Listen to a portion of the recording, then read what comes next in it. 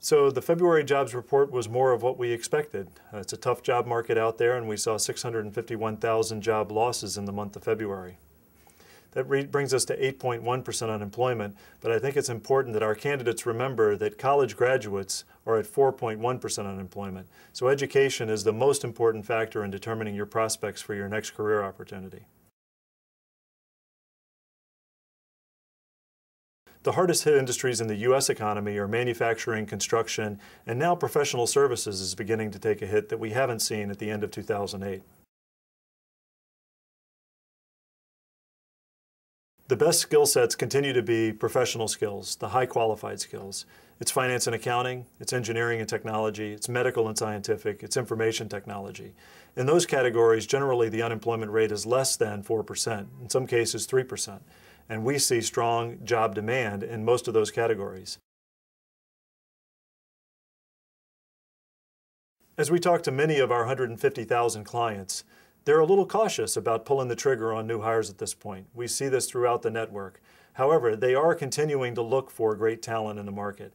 And I think that as the economic recovery begins, we're going to see an even greater use of the temporary and contract employee in their business, because it helps them manage the risk that as the economy comes back, and it helps them to make investments in their business. For job seekers today, the most important thing is to have a little patience. There are great job opportunities out there, but it's going to take a little longer maybe than it did a year ago. And also think broadly about your skills and capability. Many candidates come to us looking for a job just like the one they had. And we really need to think about education, skills, experiences in your previous jobs. Think broadly about all the kinds of companies and skill sets that expertise may be relevant to.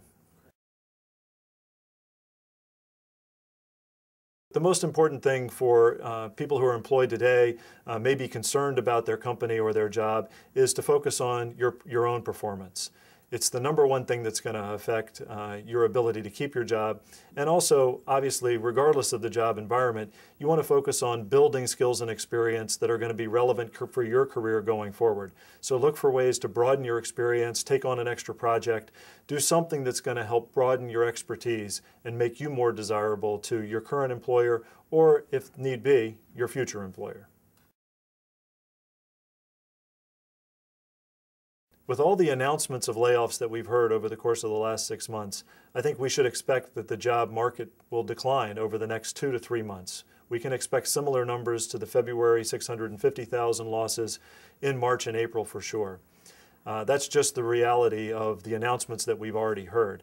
I think at that point it really depends on the economic stimulus package and whether that package is able to create confidence in the 92% of Americans who are employed to spend some of their cash.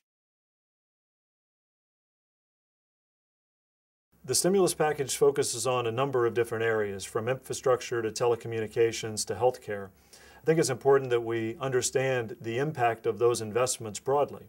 Construction and infrastructure does not just deliver construction jobs.